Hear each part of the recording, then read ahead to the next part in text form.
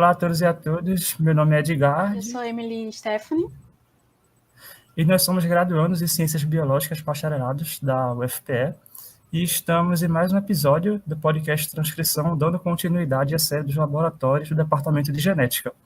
E dessa vez estamos com o professor Marco Katzenberger, que atua no Laboratório de Biologia Evolutiva e Bioinformática. Professor, olá, seja muito bem-vindo, é um prazer recebê-lo hoje. Muito obrigado, Edgar. Muito obrigado, Emily. E obrigado ao podcast Transcrição, né, pelo convite para participar aqui do podcast. É um prazer estar aqui com vocês hoje para conversar um pouco. É nosso prazer também, professor.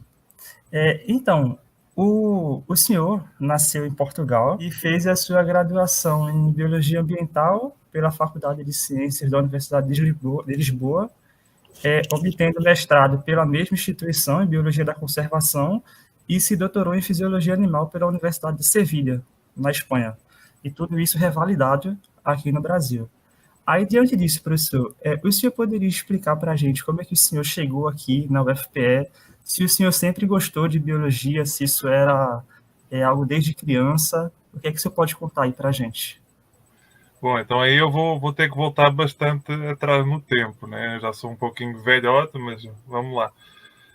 Então, desde pequeno, né, já é uma herança que eu tenho dos meus pais também, sempre tive uma forte ligação com a natureza, né? Então, esse gosto pela natureza sempre foi nossa predileção. Estar nesse meio natural, né, passear por aí no campo, na praia, etc., mais do que dentro das cidades, né? Então, sempre tivemos muito esse contato.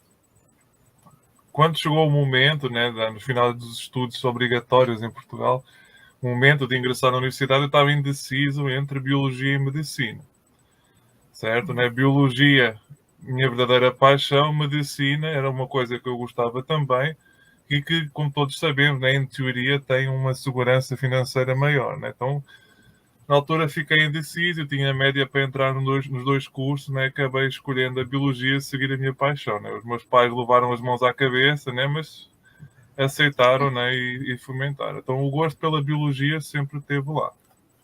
E aí, como vocês já disseram, eu ingressei na Universidade de Lisboa. Lá é o curso de Biologia, né, geral, que seria o equivalente a Ciências Biológicas, mas depois tem especializações. E eu fiz a minha especialização em Biologia Ambiental Variante Terrestre, que seria um ênfase em Ecologia, né, que vocês têm aqui. Terminei o curso em 2007, né, já com algumas reestruturações do curso pelo meio, que faz parte, e eu sempre tive a intenção, né, até porque eu sou filho de pai português, mas que viveu sempre fora do país, e de mãe austríaca, né, então sempre tive a intenção também de sair do país, porque já era do meu entendimento, né, e também muito incentivo dos meus professores durante a graduação, né, que a gente não pode ficar preso a uma única forma de pensar, né? Então a gente, na ciência, tem que, se tiver possibilidades, vivenciar e experimentar outras ideias, outras culturas, outras formas de abordar, né, a ciência e a pesquisa, né? A pesquisa sempre foi também a minha grande paixão. Então eu aproveitei, ainda em Lisboa, né, quando ingressei no mestrado, eu aproveitei a possibilidade de fazer um intercâmbio no mestrado, então aí tive o meu primeiro passo para ir para fora de Portugal.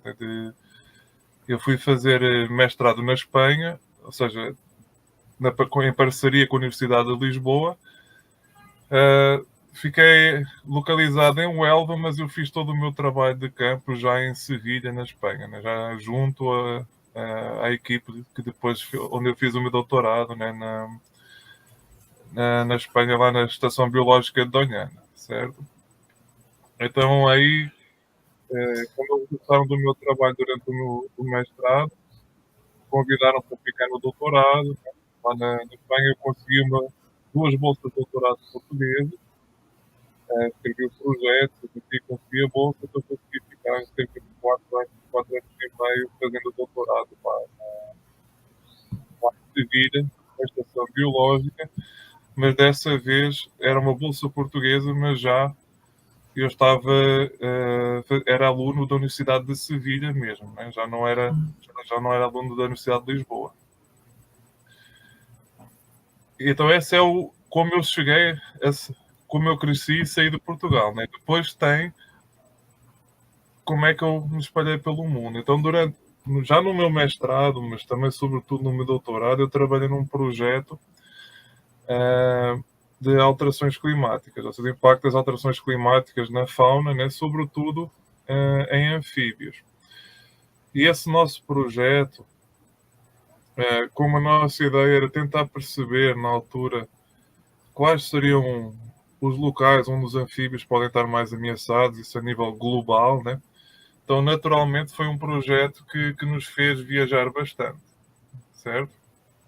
Então, no meu doutorado, eu tive a possibilidade de trabalhar em vários países, Portugal e Espanha, que são os meus países de origem, digamos assim, Portugal depois a Espanha, mas também Suécia, Estados Unidos, Argentina, muito tempo lá também, e Brasil, né? Então aí já a minha primeira chegada, né, ao Brasil foi por aí via o meu doutorado. Né?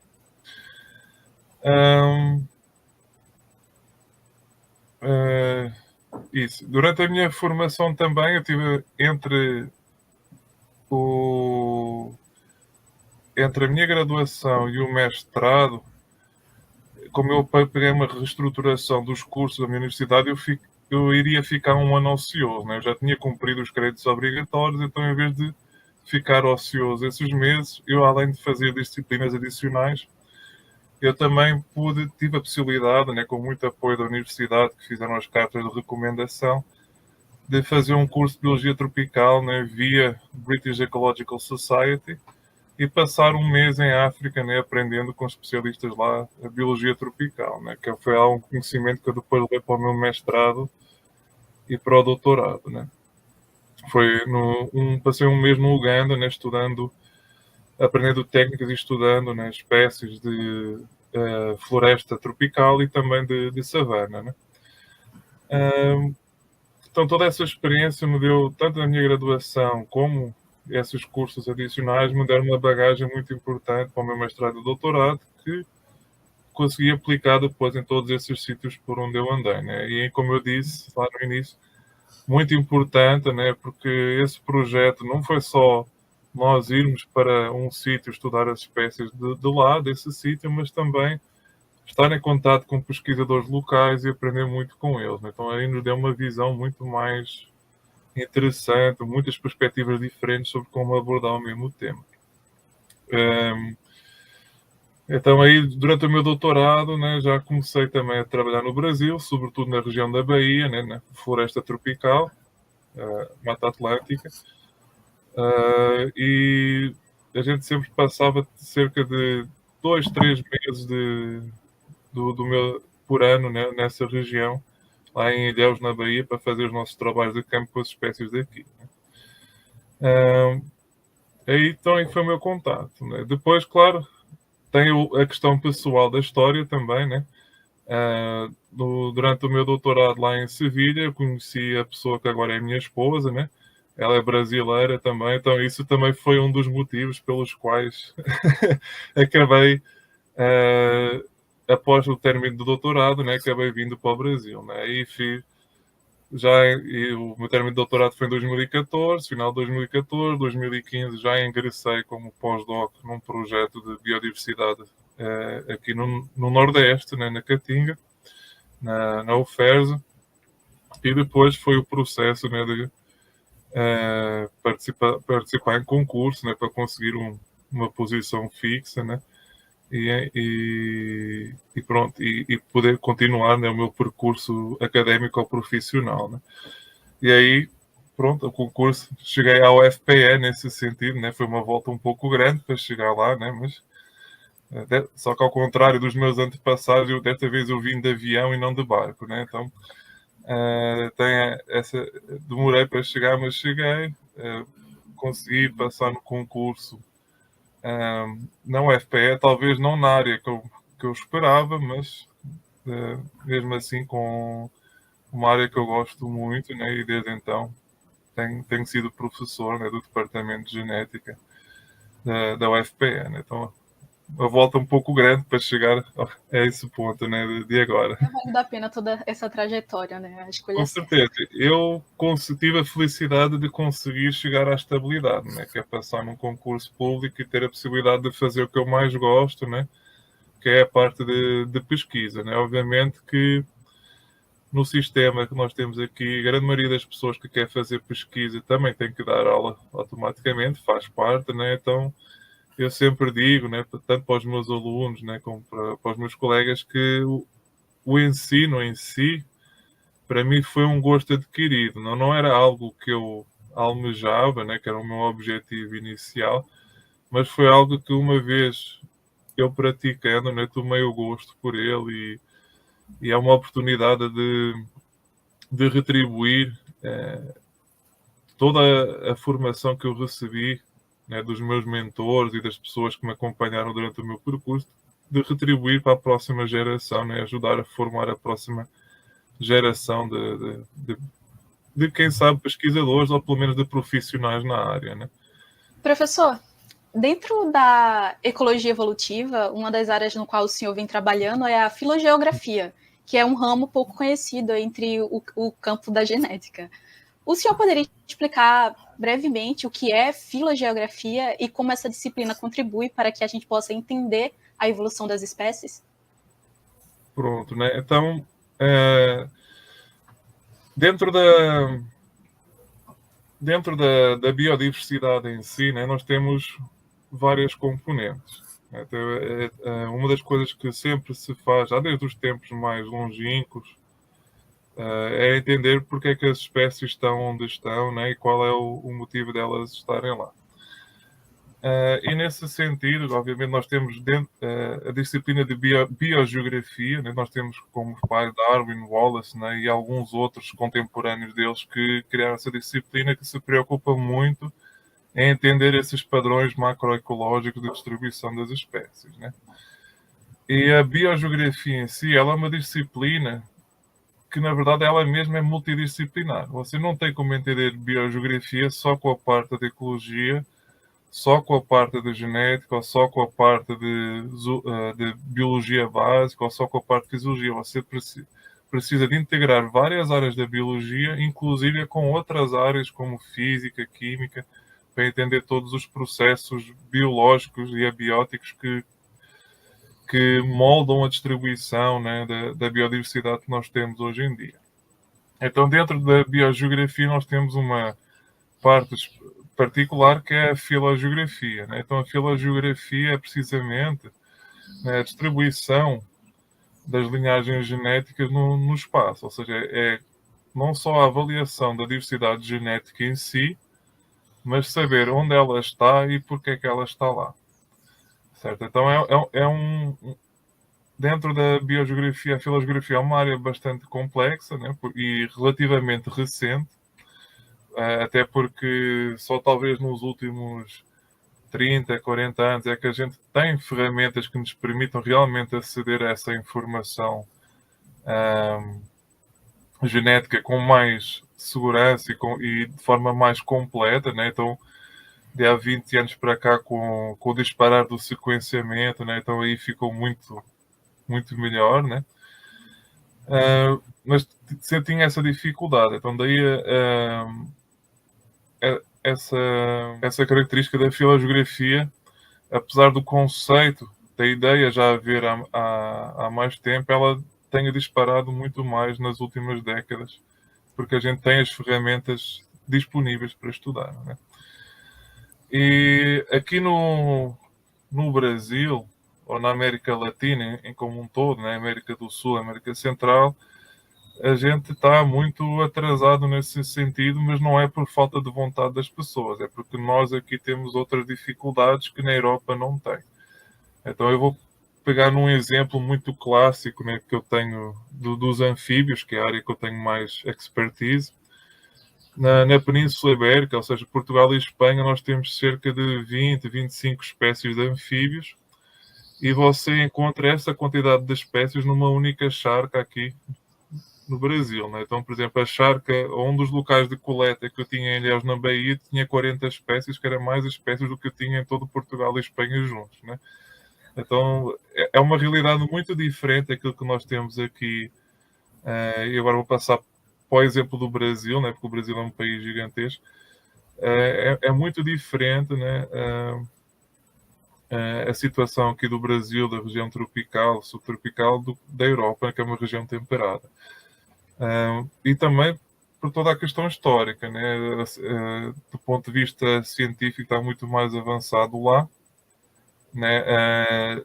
Novamente, não por falta de qualidade das pessoas, mas simplesmente porque houve muito mais investimento, né, ao longo de muito mais tempo.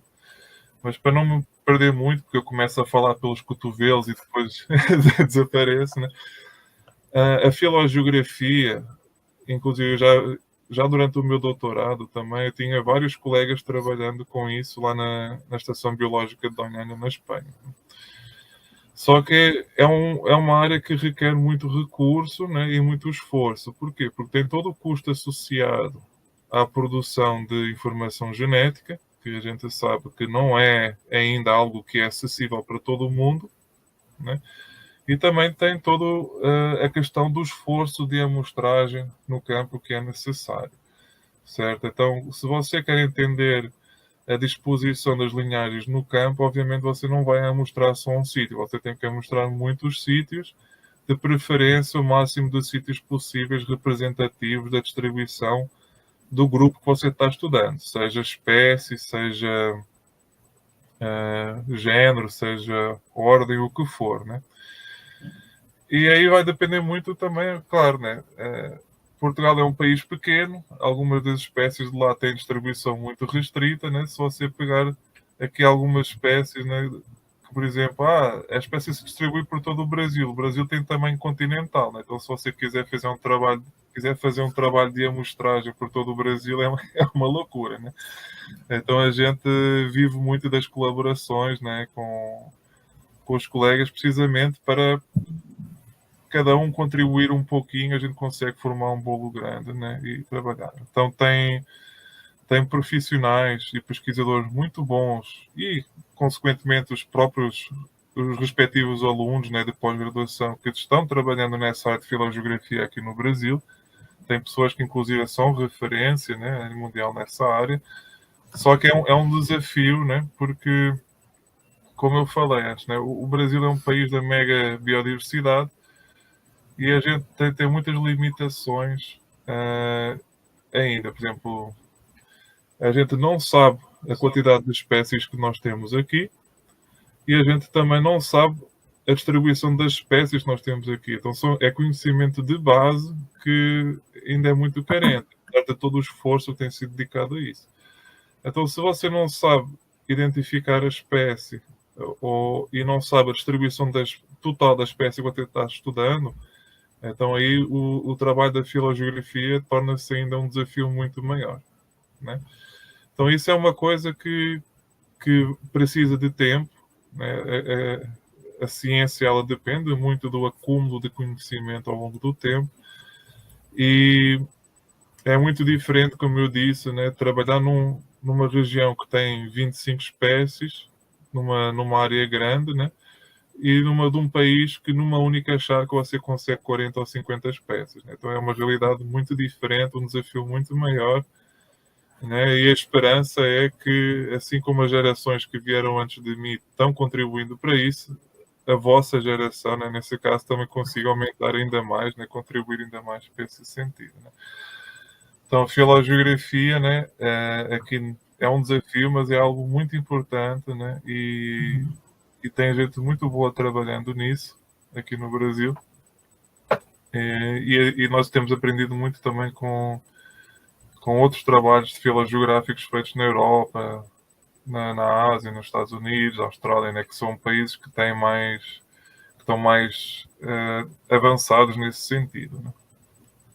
Ô, professor, uma coisa que você falou que é muito interessante em relação à filogeografia é como ela historicamente vai sendo pensada e formada a partir da junção de diferentes áreas, né? Tanto da genética de populações, como depois da sistemática filogenética.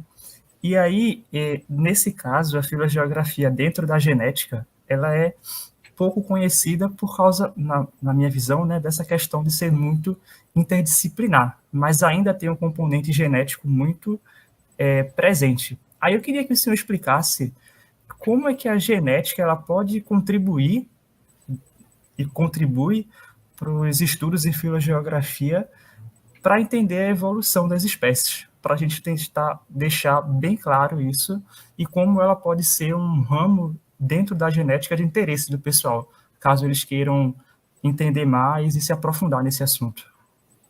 Certo, então o primeiro passo é aquilo que eu falei da limitação liniana, né? A gente não sabe quantas espécies nós temos aqui no nosso país. Eu vou falar, pronto, do Brasil em específico. E não é que o problema não é que não tenha gente trabalhando, indo coletando espécimes e alimentando as coleções. O problema é que não é fácil. Não é fácil fazer o processo de descrição porque você tem que não só coletar os indivíduos, fazer a descrição desse grupo e comparar com aquilo que já existe. Agora, se você tem por exemplo, Portugal deve ter talvez umas 15 ou 20 espécies de anfíbios. Se você coleta um indivíduo que você vai comparar com 20, é muito mais fácil do que você pegar um indivíduo e comparar com 1000, 1500 indivíduos. Não é uma coisa muito diferente. Então, o primeiro passo é resolver essa questão de taxonomia, de sistemática. Certo? E aí tem a questão não só de usar marcadores morfológicos, né, que são os clássicos, né, marcadores fenotípicos dos organismos, sejam a quantidade de estruturas, tamanho de estruturas, etc., né, o que for, mas também hoje, sobretudo de 30 anos para cá, fazer essa comparação, né, com a informação genética, né, que é o ponto que a gente queria chegar. Então, é muito comum, e eu pego um pouco mais na minha área dos anfíbios, nós fazemos trabalhos de filogeografia e, eventualmente, esse trabalho de filogeografia resulta que acaba se classificando em espécies diferentes. A gente acaba descobrindo diferenças muito acentuadas entre grupos que a gente pensava que eram a mesma espécie, a mesma coisa, e afinal são completamente diferentes, né? Então, pode acontecer muito isso, né? Então, o primeiro passo, né, e aí a genética tem uma contribuição importante em conjunto com a taxonomia mais clássica, né, a partir de marcadores morfológicos, de identificar as espécies. A gente precisa de saber o que é que está ali, certo? Então, obviamente, falando um pouco mais da parte genética, tem todo esse trabalho muito importante. Aí tem que marcadores genéticos utilizar, né? Que marcadores moleculares a gente deve utilizar, como devem ser utilizados, qual é a pergunta que nós estamos fazendo, né? Se nós estamos querendo comparar eventualmente populações da mesma espécie ou não, nós temos que usar marcadores que tenham uma taxa de mutação mais rápida, senão nós não vamos conseguir ver diferenças possíveis diferenças entre as populações. Ou se a gente quer fazer uma taxonomia mais profunda para realmente entender, né, como é que as linhagens evoluíram, nós temos que usar marcadores talvez com uma taxa de mutação um pouco mais lenta para tentar fazer essa reconstrução mais ancestral, né? Então tem essa parte aí que é de genética que é muito importante, né?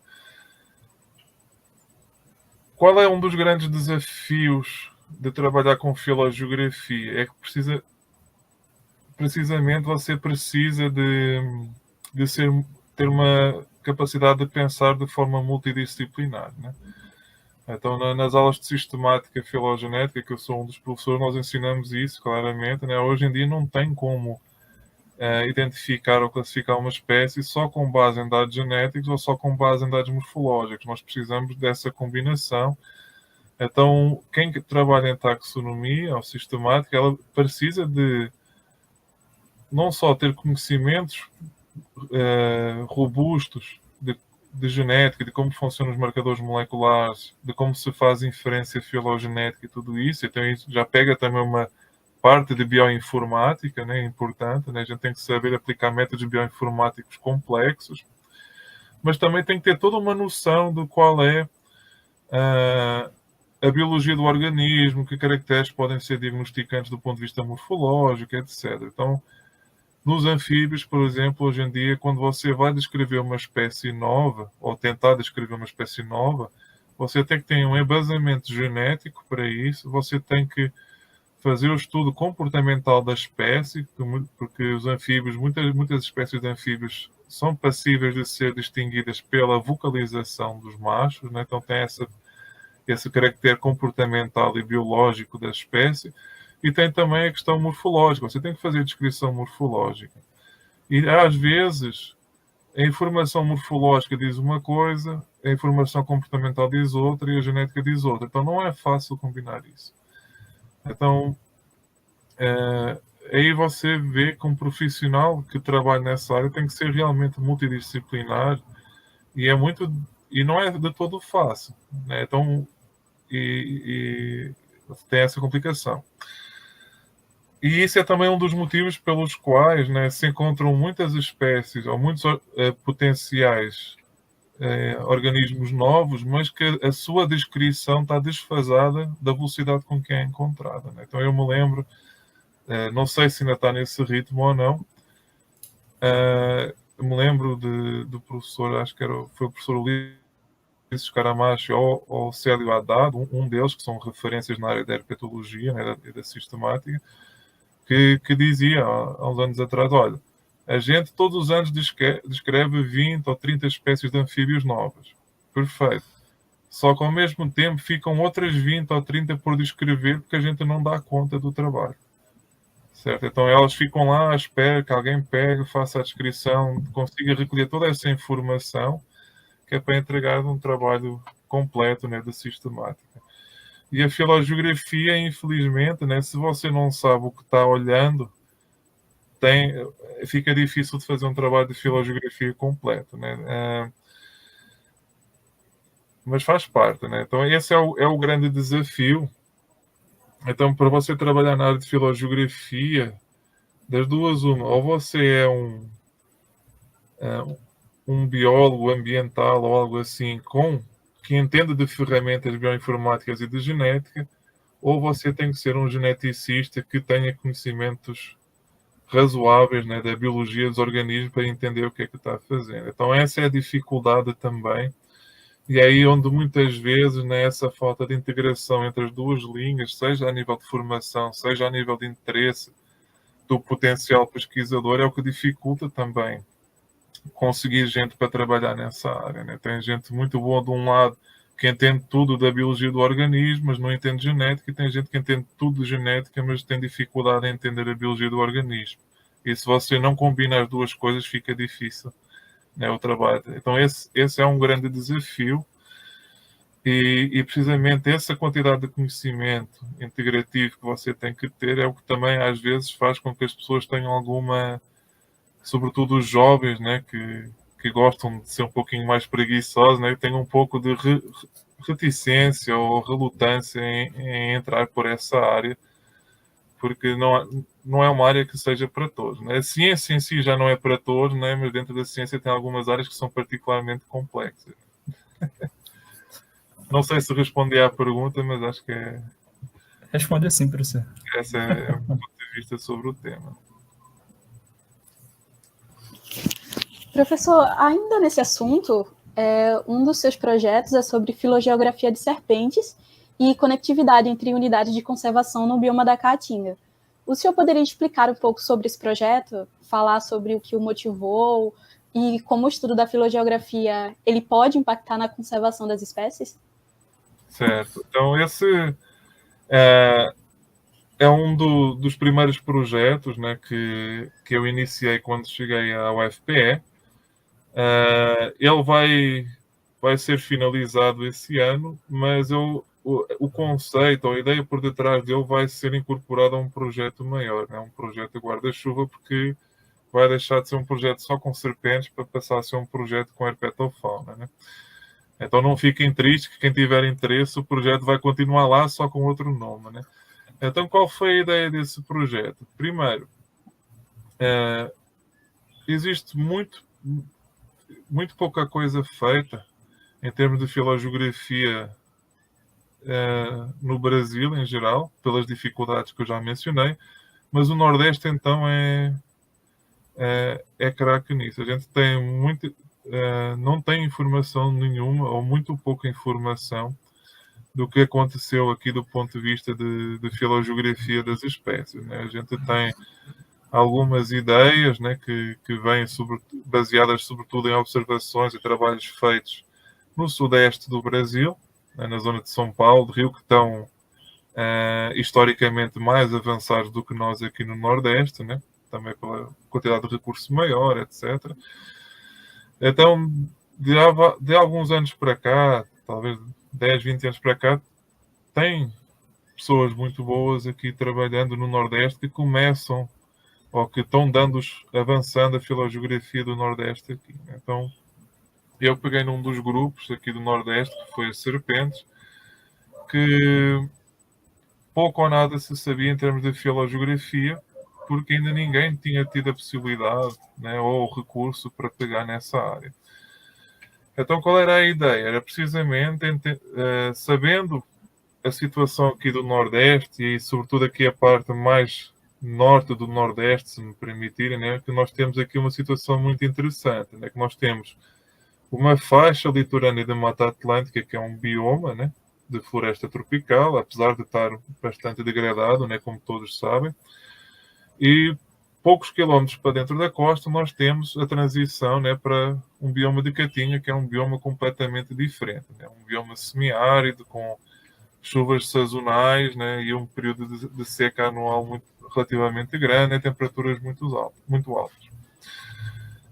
Isso tem a ver com o histórico, já se sabe, né, porque antigamente a floresta tropical, pelo que o entendimento atual é que ela era contínua desde a Amazónia até a Mata Atlântica, mas em algum momento da história passada aqui do Nordeste se formou a diagonal seca que pega toda a região da Caatinga, Cerrado e vai até ao Chaco na Argentina, né? O Chaco é outro bioma semiárido da América do Sul, em muitos aspectos idêntico à Caatinga, né? Onde eu, por exemplo, também trabalhei durante o meu mestrado e o meu doutorado. Então aí surge a questão, né? As espécies que nós temos hoje em dia, elas respondem a essa dicotomia dos dois biomas. A distribuição delas e a distribuição das suas linhagens é limitada ou é definida por esses dois biomas muito marcantes aqui no Nordeste, ou os biomas não importam muito, a história evolutiva dessa espécie é outra, né? Então essa foi uma das primeiras questões que nos levou a trabalhar, né, com as serpentes, porque era um grupo que me interessa, né? E por outro lado é um grupo que está disponível nas coleções científicas, então a gente tem como conseguir amostras, né, para trabalhar, para fazer essa parte genética desses grupos, sem necessariamente ter que ir ao campo coletar, né, essas novas amostras. Então, inclusive nesse projeto nós trabalhamos muito em parceria tanto com o Laboratório de Coleção Herpetológica aqui do UFPE, como também de outras universidades, né? Coleção herpetológica do FRN, do FRN lá de Natal, né? com o professor Adriano Garda, da UFAL, né? Com a professora Tami, né? Com o próprio pessoal da UES, quando eu fiz parte do meu doutorado, né? Com o professor Mirko Solé e Vítor Dia, lá da Universidade Estadual de Santa Cruz, lá de Ilhéus, né? Então a gente tem muitas colaborações nesse sentido. Então para mim é um grupo interessante, né? Apesar das pessoas muitas vezes terem um receio, não gostarem, porque tem muita má fama associada às serpentes, né? Mas para mim é um grupo que eu acho muito interessante e tem essa vertente também que é relevante para a sociedade, né? A grande maioria das serpentes, elas são de alguma forma peçonhentas, né? Algumas mais, outras menos, né? Então entender esse contexto também é importante. Qual a parte da conservação, né? Nós temos a rede de unidades de conservação, ela é muito importante para conservar a biodiversidade que nós temos. Só que a questão é que muitas vezes essas unidades de conservação elas vão sendo construídas de acordo com algumas situações particulares. Por exemplo, olha, estas tem aqui uma espécie ameaçada que ocorre apenas neste local, então esse local tem que ser protegido de alguma forma, né, para preservar o único local que existe essa espécie, né? Geralmente são espécies bandeira, como alguma espécie de ave ou alguma espécie de mamífero, que são aqueles que chamam mais a atenção da sociedade, né? São aqueles que as pessoas acham mais bonitos e interessantes, né? Porque as serpentes geralmente conservar a serpente, isso, conservar sapo, esse bicho peçonhento e chato, é asqueroso. Acontece isso, né? Agora, essas unidades de conservação, hoje em dia, já têm um trabalho muito mais completo, né? Também de fazer outros estudos de biodiversidade no momento de escolher, né, onde se vai montar uma unidade de conservação. Mas mesmo assim, é muito difícil você conseguir encontrar um local que seja ideal para todos os grupos taxonómicos, certo? Então, você pode ter certas unidades de conservação que são muito importantes, por exemplo, para conservar uma espécie de ave e toda a estrutura ecológica. Quando eu falo de estrutura ecológica, é toda a cadeia trófica do qual a rede trófica dela faz parte, e todas as espécies que de alguma forma estão direta ou indiretamente associadas à presença dessa espécie alvo, né, naquele local. Só que muitas vezes essa unidade de conservação não protege uma outra espécie menos conhecida, porque essa área não é relevante para essa outra espécie, né? Então, um trabalho de filogeografia ele permite, de certa forma, entender a estruturação genética das populações de determinada espécie e ter uma ideia, por exemplo, olha, quantas populações genéticas eu tenho neste grupo? A, B, 1, 2, 3, 4, 5, ok. E onde estão essas populações genéticas? Certo? Esta população genética inclui Rio Grande do Norte e Paraíba. Perfeito. Ok, nessa região existe alguma unidade de conservação ou não? Existe. Pronto, então pelo menos alguma parte da distribuição dessa espécie está protegida de alguma forma. Dessa população genética está protegida de alguma forma. Certo? Né? Então aí é um pouco essa ideia também por trás de associar a filogeografia com as unidades de conservação. Não é de todo fácil, até porque não é garantido que mesmo que nós identifiquemos uma população genética, que os indivíduos dessa espécie estejam dentro da unidade de conservação, mas pelo menos ajudam a ter uma ideia do que é que pode estar acontecendo, né?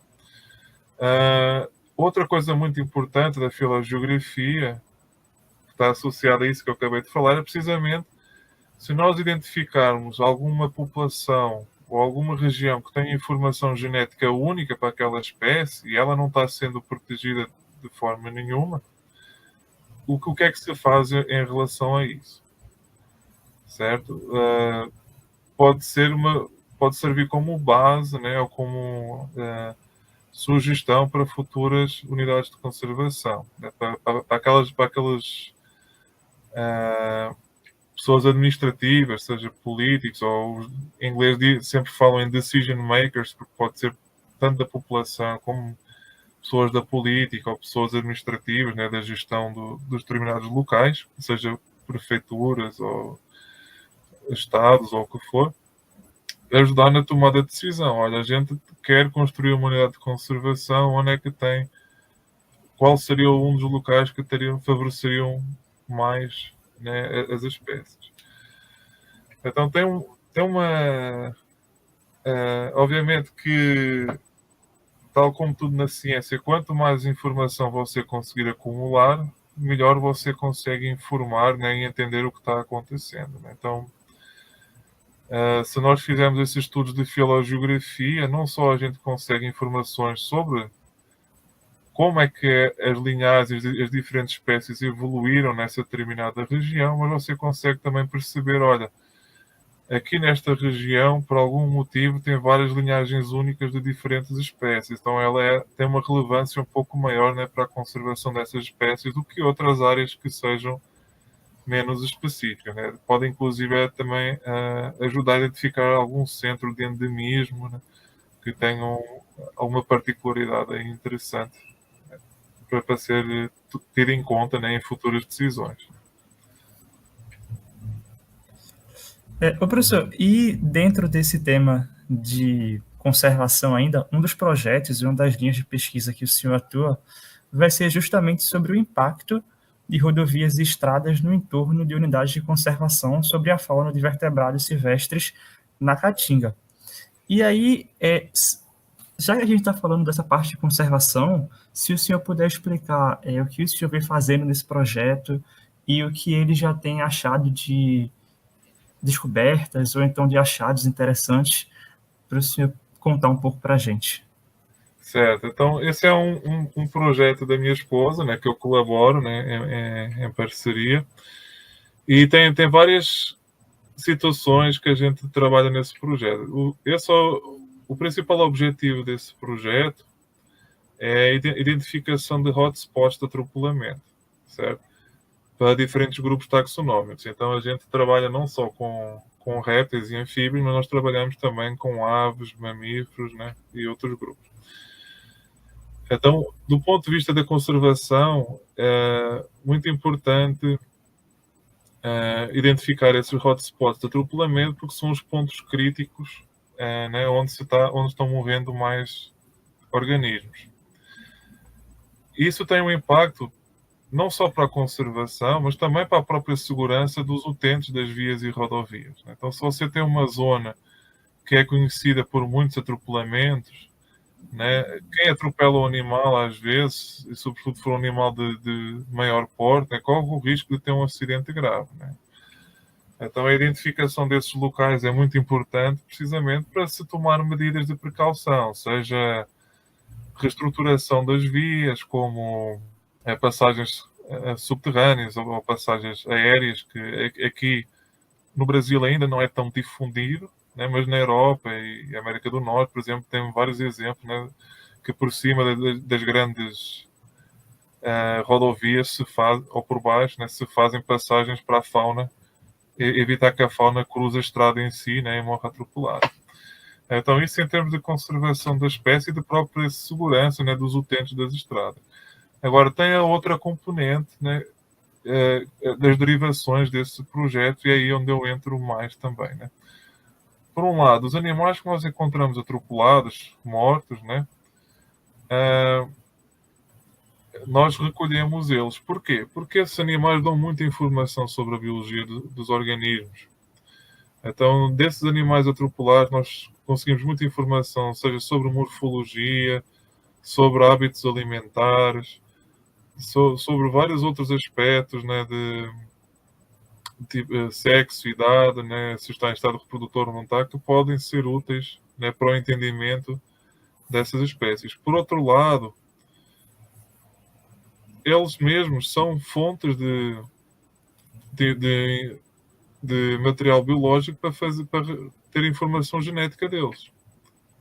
Certo? E a gente tem feito isso, nós temos aproveitado essas amostras de animais encontrados nas estradas para fazer precisamente, né, obter informação genética desses animais e fazer um entendimento, contribuir, né, para a biblioteca genética desses organismos. Certo? Então é um projeto também que ele mesmo, apesar de ter começado com um objetivo inicial, está se tornando multidisciplinar nesse sentido. O que é que a gente espera ao longo do tempo? Né? Porque essa parte genética é um pouco mais recente nesse projeto. Né? O que a gente espera ao longo do tempo depois também é conseguir não só aceder à variabilidade genética que existe nas diferentes populações, mas também tentar perceber se eventualmente essas rodovias podem começar a causar algum tipo de isolamento entre as populações. Certo? Redução do fluxo génico, porque os animais não conseguem cruzar de um lado ao outro, ou existe uma mortalidade muito grande, né? E tudo isso pode, ao longo do tempo, começar a criar um processo de diferenciação entre populações, e a gente pode ter uma ideia, né, do que é que está acontecendo, né, em termos de isolamento de populações ou não. Então isso é relevante, né, para a conservação. Então aí através da... Nós ao acedermos, inclusive também fazendo esses estudos filogeográficos, começarem a entender como é que está distribuída a diversidade genética dessa espécie, se nós começamos a ver zonas onde existe uma marcada diferenciação genética, nós podemos olhar para lá e tentar perceber o que é que está acontecendo, né? Então esse projeto das estradas também pode ajudar a ver isso. E depois tem um lado ético também, né? Já que esses animais morreram por ação humana, infelizmente, né? Eu acho que a gente tem também o dever moral e ético de tirar o maior proveito deles. E que, já que esses animais infelizmente morreram atropelados, a gente consiga informação que possa ajudar à conservação dessas espécies. Pensando que se nós estamos fazendo uso desse método, essa amostragem oportunista, nós não precisamos de ir ao campo coletar animais que estão vivos e que integram, né, as populações que ainda não morreram, né? Então é uma forma indireta de valorizar a vida que esses animais perderam, né, e de conseguir informações a nível genético e a nível biológico, né, dessas espécies. Depois tem toda uma questão, né, de ao longo do tempo, né, nós também podemos, se eventualmente nós fizermos estudos de populações, recolhermos amostras dessas populações de animais vivos nessa região, nós podemos tentar perceber se existe algum tipo de genótipo ou fenótipo que esteja sendo mais prejudicado pelos atropelamentos das estradas do que outro, né? Talvez algum animal que tenha um determinado perfil genético tenha maior chance ou maior predisposição para dispersar, né? E ao dispersar tem maior risco de morrer atropelado nas estradas. Mas isso é coisas bem mais para a frente, né? Então, professor, um dos projetos no qual o senhor é integrante trabalha com a sistemática, biogeografia e conservações nas áreas de altitude do domínio das caatingas aqui no Nordeste brasileiro. O senhor poderia explicar o que são os chamados brejos de altitude e poderia contar um pouco sobre a história da dinâmica entre esses ambientes, visto que essas áreas de brejo de altitude eles apresentam algumas espécies irmãs com outras grandes florestas, como a Amazônia e a Mata Atlântica?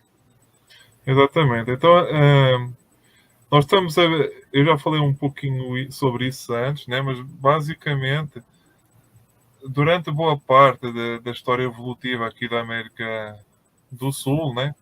Essa floresta tropical ela era de certa forma contínua entre a Amazónia e a Mata Atlântica, certo? Então não existia caatinga, né? Esse bioma semiárido completamente diferente das florestas tropicais, né? Ao longo do tempo, né, e devido a alterações climáticas, não necessariamente as atuais, são, como vocês sabem, né, o planeta já foi muito mais quente do que é hoje em dia e também já foi muito mais frio do que hoje em dia, né? Essas variações dos ciclos glaciares e interglaciares, né, criam esses perfis diferentes, né, em termos ambientais do nosso planeta. Então, o nosso planeta não é, a gente não pode achar que durante o nosso planeta, que tem a idade do nosso planeta, não sei se é 3,4 mil milhões ou 4, qualquer coisa mil milhões de anos, sempre foi a mesma coisa. Ele já passou por muitas mudanças, né, ambientais, né? Faz parte, né? Então, o que é que aconteceu? Quando ocorreu a formação da diagonal seca, né, se rompeu essa conexão entre a Mata Atlântica e a Amazónia. Então, essa formação da diagonal seca, que foi o aparecimento, né, da caatinga, do Cerrado e vai até ao Chaco, o Chaco que fica no norte da Argentina e no Paraguai. É chamada uma diagonal seca porque é uma diagonal onde o regime de chuvas é muito diferente das florestas tropicais, chove muito menos, a chuva, quando chove, ela é condensada numa época específica do ano. Então o bioma é muito diferente. E além disso, as temperaturas continuam sendo muito altas. Então um regime de chuvas reduzido e temperaturas muito altas faz com que a gente tenha um ambiente mais semiárido, mais seco, que coloca outros desafios. O que é que aconteceu, né? Esse recuo das florestas tropicais também não se deu de forma igual em todo o lado. Porquê? Porque nós temos relevos diferentes, né? Temos uma topografia diferente no território, certo? Então, esses chamados brejos de altitude são precisamente essas zonas de relevo mais elevado, né? Que, pelo fato de estarem mais elevadas, a temperatura em geral é menor e conseguem manter um regime de chuvas um pouco menos restritivo do que a demais depressão sertaneja meridional e setentrional. Certo? Então nós temos vários exemplos, como o Planalto da Borborema, a Chapada Diamantina, né, e outras regiões que se qualificam como brejos de altitude. Então, no topo desses planaltos ou dessas localidades, nós temos aquilo que nós chamamos remanescentes de floresta tropical. Né? São florestas tropicais, são um tipo de floresta que muito lembra as florestas tropicais de outrora, né? que sumiu das depressões mais baixas. Agora, isso criou um sistema praticamente de ilhas ecológicas. Certo? Nós temos espécies que evoluíram em ambiente tropical, que nós mais clássico, né? Com chuvas muito intensas e com uma temperatura razoável, né? Que muitas delas não são capazes de tolerar as condições climáticas atuais da Caatinga. Elas não conseguem sobreviver num ambiente tão semiárido como é a Caatinga. Certo? Então isso faz com que elas fiquem isoladas de outras espécies irmãs. E aqui entramos outra vez. Quanto mais tempo elas permanecerem isoladas, maior vai ser a diversificação, né, entre essas populações. Então, inclusive, duas espécies que inicialmente poderiam ter sido a mesma duas populações que poderiam ter pertencido à mesma espécie, esse isolamento ao longo do tempo pode levar a um processo de especiação, criando espécies semelhantes em brejos de altitude diferente, mas que já são consideradas linhagens e espécies diferentes, né, que derivaram. Então é um processo aí de diversificação. E o grande desafio agora é precisamente entender, né, se como é que se deu, né, esses processos de diversificação, ou se ainda se estão dando, porque temos sempre que nos lembrar que para alguns grupos esse processo é mais rápido e para outros grupos esse processo é mais demorado, depende da capacidade de dispersão dos organismos, da própria biologia dos organismos, etc. Né? E também entender se existe algum tipo de conectividade ainda, embora limitado, né, entre a própria Amazónia e a Mata Atlântica e esses brejos de altitude. Né? Se existe algum tipo de fluxo génico entre elas ou se já elas estão completamente isoladas. Né? Se existe a possibilidade de ter fluxo génico ou não. Então, esses brejos de altitude eles formam um sistema muito interessante para procurar entender não só todos esses processos evolutivos, mas também para reconstruir como teria sido como poderia ter sido a Caatinga no momento em que a floresta tropical era uma única só, toda conectada, antes do aparecimento da diagonal seca. Certo? Então tem esse aspecto muito interessante. E tem outro aspecto muito interessante dos brejos de altitude, que é precisamente o fato de eles serem de altitude. E isso parece um pouco redundante o que eu estou falando, mas é muito, muito interessante no sentido. Nós conseguimos, ao ter esse gradiente de altitude, nós conseguimos tentar perceber quais são as espécies que conseguem adaptar-se ou estar adaptadas a diferentes altitudes. Então, nós podemos ter uma espécie que esteja no topo do brejo, mas também esteja no meio e na depressão, e aí procurar entender se essa espécie consegue estar em todo o lado, se as diferentes populações têm diversidade genética ou não, né? Se houve ali um processo de seleção natural que permitiu ela estar lá ou não. e também tentar entender o que é que torna essas espécies tão tolerantes, seja mecanismos de plasticidade fenotípica, de resposta ao ambiente, seja capacidade de produzir proteínas específicas que conferem certas resistências a determinados tipos de situações ou não, né, por aí fora, né? Então isso para as espécies que estão em todo lado. E também procurar entender precisamente o contrário. Porque é que uma espécie que está no topo do brejo da altitude não consegue descer o brejo? Qual é o fator limitante ou fatores limitantes? Né? Porque é que ela não consegue descer? Porque é que ela não tem... Será que é uma falta de capacidade de resposta? Será que é falta de variabilidade genética que não permite que haja um processo seletivo assim mais marcante, né? E ao contrário, porque é que algumas espécies estão apenas na depressão sertaneja e não conseguem subir o brejo de altitude? Certo? Então, esses brejos de altitude são um sistema fenomenal para estudar esses processos evolutivos e entender, né, porque é que alguns grupos estão em determinados sítios e não estão noutros, né? E porque é que algumas espécies conseguem estar em todo o lado. Né? E realmente por isso é muito interessante, porque é uma área que historicamente foi negligenciada do ponto de vista de estudo durante muitos anos, que é a Caatinga, né? E é justamente lá, ao contrário do que muitas pessoas pensam, tem uma biodiversidade, um alto nível de endemismo, e que na própria Caatinga você vai ter esses locais assim que podem ter uma importância para estudo de ecologia, de evolução, de conservação, etc., muito alto, né? É muito interessante. Certo. Então, eu E sempre posso só não, complementar essa parte que você.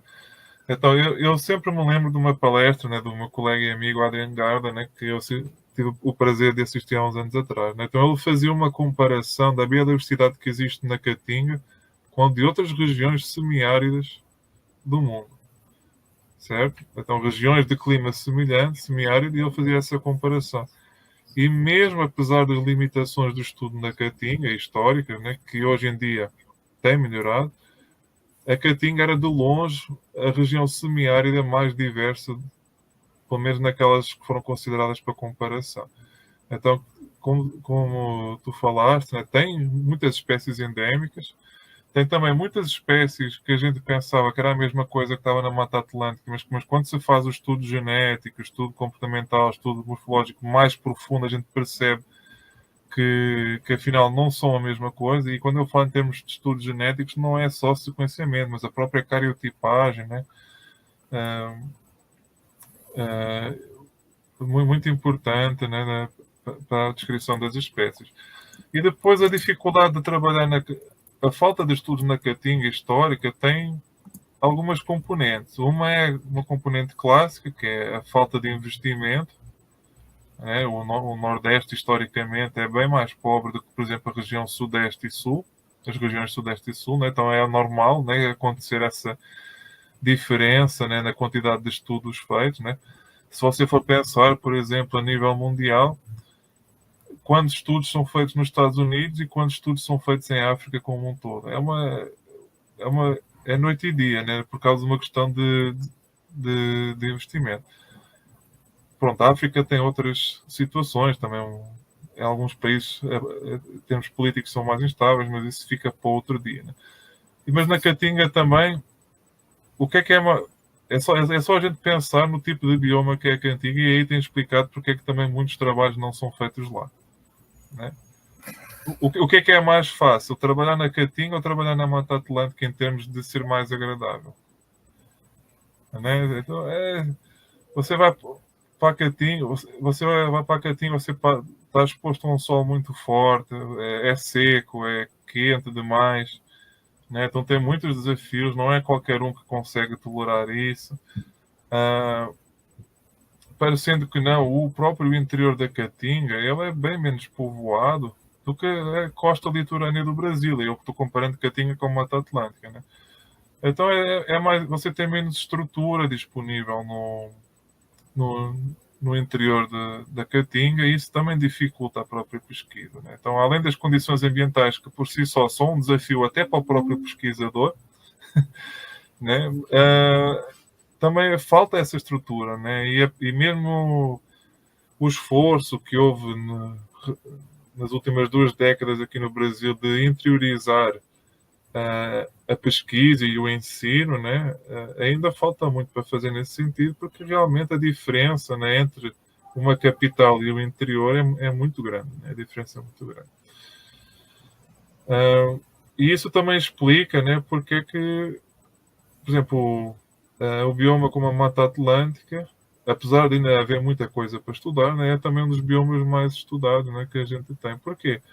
Porque lá onde está, se você olhar para o mapa do Brasil e for ver as capitais do Nordeste até ao Sudeste, até ao Sul, quase todas elas estão na região da Mata Atlântica. Então, as grandes universidades estão nas capitais, historicamente, e aí fica muito mais fácil você trabalhar com o que tem ao lado do que você se deslocar 500 km para ir passar calor, sede, né?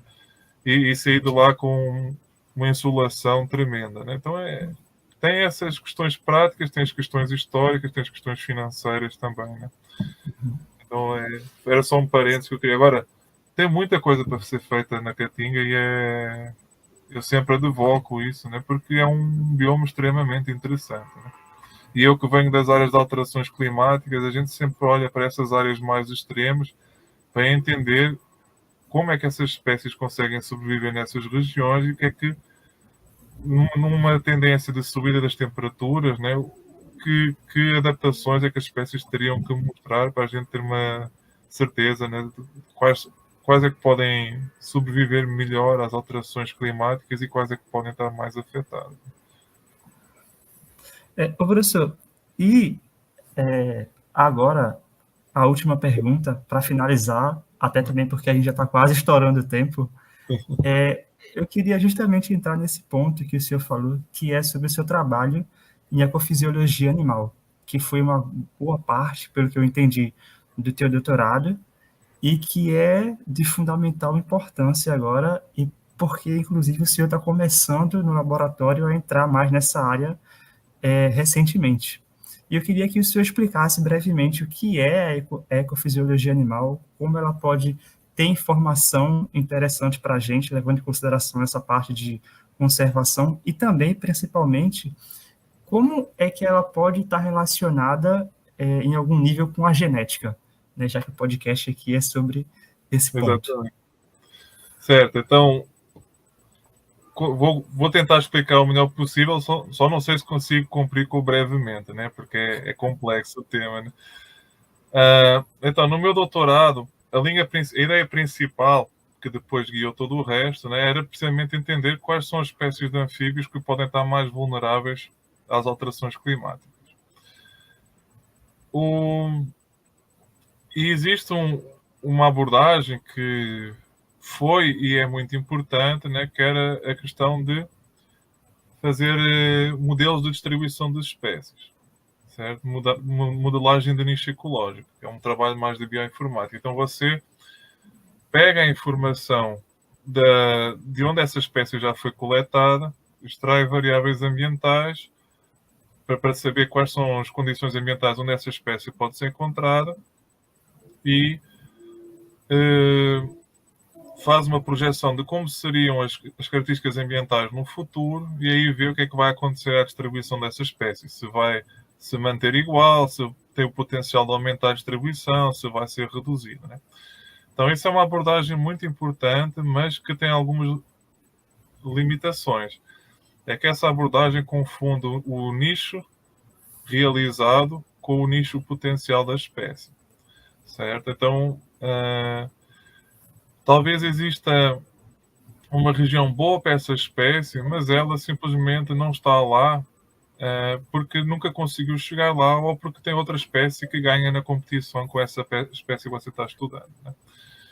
Então, desde cedo, né, os próprios pesquisadores que faziam esses modelos de distribuição de espécies reconheceram, né, essa modelagem nisso, reconheceram a necessidade de incorporar informações sobre os organismos nesses modelos, para ter uma melhor noção. Então, aí no meu doutorado, nós começamos precisamente a recolher informações de ecofisiologia, precisamente para também não só ter uma ideia de qual são os limites fisiológicos de certas espécies, e nesse caso, tolerância à temperatura e temperatura ótima, né, que foi que eu trabalhei mais, mas também entender essas informações podem depois ser incorporadas nos modelos para melhorar esses modelos de previsão da distribuição das espécies. Só que aí começaram a surgir vários desafios, né, que me fizeram procurar outras ferramentas também no meu doutorado. Então, quando você faz uma comparação com muitas espécies, você não pode comparar elas diferentes. Porquê? Porque mesmo que você desconheça, cada espécie tem a sua história evolutiva. Então, se você escolher 3 espécies ao acaso, seja de que grupo taxonómico for, 2 delas vão estar mais próximas do ponto de vista evolutivo do que a terceira. Isso é natural. Então, para eu poder analisar esses dados que eu tinha de fisiologia de várias regiões do mundo, eu precisei de aprender as técnicas também de método comparado filogenético, né, ou métodos filogenéticos comparativos, para poder incorporar nas minhas análises, né, essa informação evolutiva das espécies. Certo? Porquê? Porque a gente sabe que as espécies elas não estão todas à mesma distância evolutiva umas das outras. Como eu dei no exemplo anterior, né, haverão espécies que estão mais próximas do ponto de vista evolutivo e outras que estão mais afastadas. Então, no meu capítulo grande do meu doutorado, nós acabamos fazendo esse tipo de análise precisamente para ter em conta. E aí abre-se uma outra... E, obviamente, para ter uma noção, para ter uma árvore filogenética, para poder incorporar esses dados fisiológicos, você tem que ter informação genética desses organismos. Você tem que fazer inferência filogenética para reconstruir ou ter uma hipótese, uma árvore filogenética, uma hipótese evolutiva, para depois poder comparar esses dados.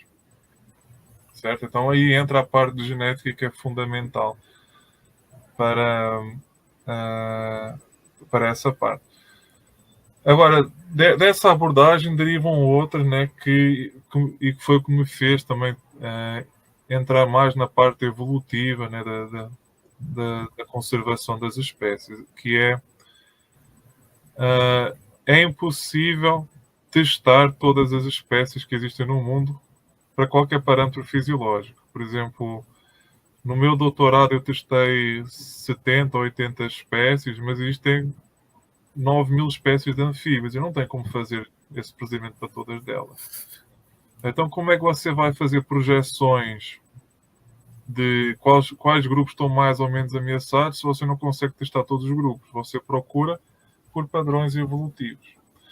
Então, se você tem informação de fisiologia, que é o caminho que eu segui, né? Informação fisiológica, e você tem a hipótese evolutiva através da árvore filogenética, você consegue perceber também se esse caractere que você está usando se tem sinal filogenético, ou seja, se espécies que estão do ponto de vista evolutivo mais próximos umas das outras, se têm ou não tendência a ter o mesmo valor para esse parâmetro que você escolheu, ou se simplesmente os parâmetros não seguem, né, essa história evolutiva, então eles não têm sinal filogenético. E ao mesmo tempo que você faz esse teste, você também consegue também perceber, no caso desse parâmetro fisiológico que eu trabalhei, que foi temperatura crítica máxima e temperatura ótima, se existe ação do ambiente ou não. Certo? Por exemplo, se o ambiente pode afetar uma espécie que historicamente está ou evoluiu num ambiente mais quente, se tem temperatura ótima mais alta ou não, né, do que uma espécie que evolui num ambiente mais frio. Então isso é muito importante porque você consegue ver se a fisiologia desses organismos depende digamos assim, da história evolutiva, da genética desses organismos, ou se também pode haver adaptação local, né, desse parâmetro. E tem a questão também do ponto de vista evolutivo, que você consegue tentar reconstruir esses caracteres ancestrais e tentar perceber quais é que poderiam ter sido, né, esses parâmetros fisiológicos dos ancestrais desses grupos que você está estudando, né, que é um aspecto muito importante também para o qual nós usamos as ferramentas bioinformáticas, né, e traz muita informação, e tentar perceber, por exemplo, se a diversidade que existe nesses parâmetros fisiológicos, se é um processo que aconteceu recentemente ou se é um processo que aconteceu logo no início das linhagens evolutivas, né? Por exemplo, se nós conseguimos estimar mais ou menos quando é que se deu o grande momento de diversificação desses parâmetros fisiológicos, se isso está associado a algum outro evento que ocorreu em determinado momento da história da Terra. Então, por exemplo, falando do aparecimento da diagonal seca, né, nós podemos tentar perceber se a fisiologia desses organismos diversificou quando surgiu a diagonal seca ou se foi antes da diagonal seca aparecer, certo? Então tem todo esse aspecto evolutivo, né, e genético que é fundamental. E depois eu vou aproveitar a estrutura da minha tese de doutorado porque fica mais fácil, né, de explicar o raciocínio, né? Repare também que ao você estudar 80 espécies, você não tem como fazer várias populações de todas essas 80 espécies. Então nós tivemos que tentar perceber se esse parâmetro fisiológico se tem variação dentro da própria espécie ou não. E aí entra a genética de populações. Certo? Então aí você mede esses parâmetros, seja fisiológicos ou qualquer outro que você está estudando, morfológicos, como por exemplo o tamanho ou o que for, e você faz uma comparação com a informação genética dessas populações, né, e entre a importância de saber a estruturação genética das populações, para perceber se dentro da mesma espécie, se todas as populações vão ter a mesma resposta, né, ou se pode haver populações que possam ter resposta diferente e se essa resposta diferente está ou pode estar associada a diferenças genéticas ou não. Certo? Então existem vários parâmetros, né? A gente sabe que, por exemplo, nos anfíbios existem populações que os adultos conseguem chegar a um tamanho maior do que outras, né? E isso muitas vezes pode ter um embasamento genético ou pode ser uma questão de adaptação, de plasticidade fenotípica, né? De resposta ao ambiente onde eles cresceram, certo? Então aí essa parte de junção entre a filogeografia, a genética e a parte de ecofisiologia, né, que eu gosto muito também. E depois tem toda essa questão de plasticidade fenotípica que eu depois abordei no resto do meu doutorado, que é, e só fazendo um pequeno parênteses para definir plasticidade fenotípica, né?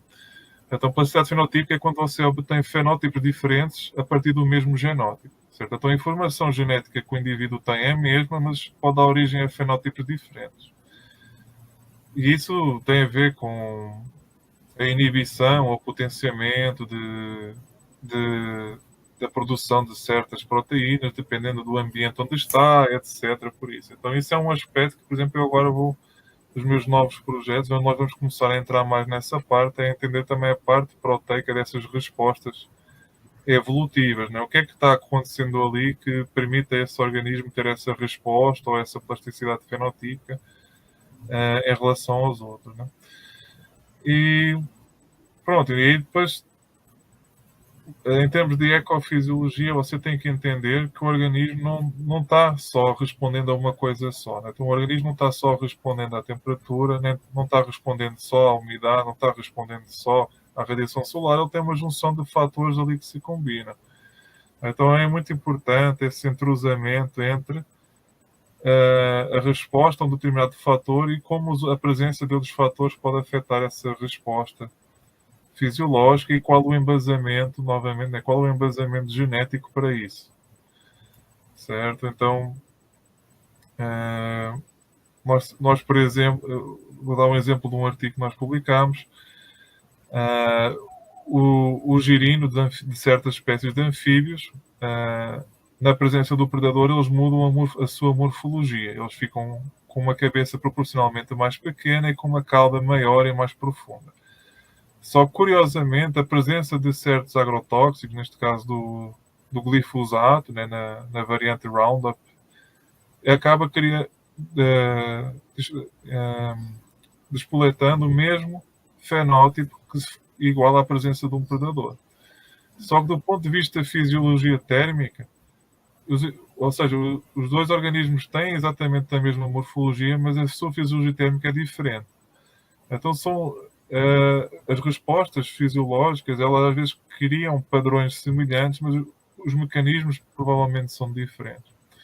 Então uma coisa que nós agora vamos, se tudo der certo, né, começar a estudar também lá no laboratório, nesses projetos maiores, né, é tentar perceber, né, essa parte proteica, porque é que eu tenho dois girinos que, em resposta a fatores diferentes, produzem exatamente o mesmo fenótipo alterado, só que fisiologicamente são diferentes. O que é que está sendo diferente e o que é que está sendo igual? E aí talvez a gente consiga entender os mecanismos de indução, né, na presença deste fator, a resposta é desta forma com estes grupos proteicos ou estes genes funcionando. Na resposta a este outro fator, tem essa mesma resposta genética deste grupo e a as correspondentes proteínas, né, mas não tem a desse outro, e daí a diferença fisiológica e a semelhança morfológica. É só um exemplo para pensar, né? Então, muito importante esse cruzamento entre a parte ecológica, a parte biológica, comportamental e fisiológica com a informação genética, para a gente entender quais são os mecanismos por detrás disso. Certo? Por que é que acontece isso? Por que é que esta espécie tem esta resposta, a outra não? Qual a diferença? Por que é que duas espécies, a partida semelhantes, têm respostas diferentes perante o mesmo fator? Né? Então é uma área muito interessante, pelo menos para mim, né, que tem um potencial enorme de pesquisa aí para entender. E se nós conseguimos produzir essa informação, esses mecanismos todos, e entender esses padrões macroecológicos e micro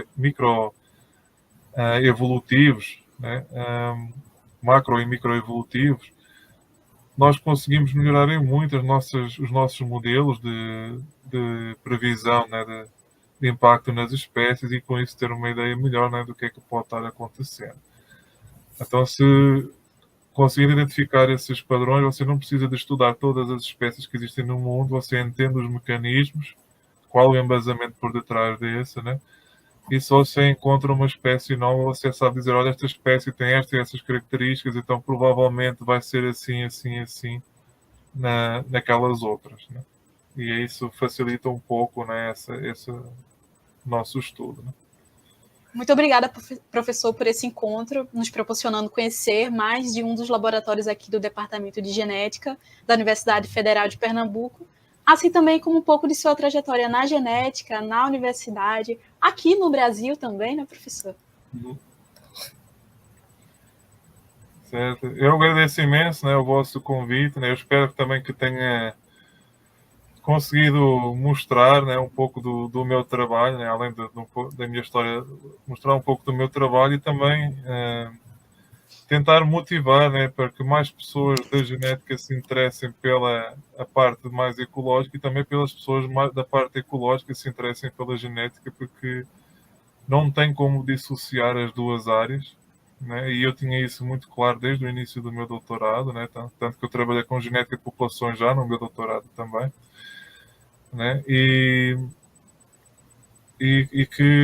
isso, né? Que tente que as pessoas percam esse receio de interagir com umas outras, né? E que o fato de eu ser uma quimera, né? De eu me ter formado assim, não só na parte ecológica, mas na parte biológica, fisiológica e genética também, que consigam mostrar que há lugar para pessoas como eu, né? Que têm assim uma formação um pouco diferenciada, e que essa interseção, né, entre as diferentes áreas é muito importante, sobretudo, né, para o nosso entendimento dos processos naturais e biológicos, e no final de contas, para a conservação da própria biodiversidade. Eu agradeço mais uma vez a oportunidade de me deixarem mostrar um pouco aqui do meu trabalho, né? E fico à disposição se alguém quiser me consultar ou me escrever para saber mais coisas, né? Sobre aquilo que nós fazemos lá no laboratório. Bom, muito obrigado, professor, mais uma vez. Também muito obrigado aos nossos ouvintes por acompanharem e até o próximo episódio. Até mais.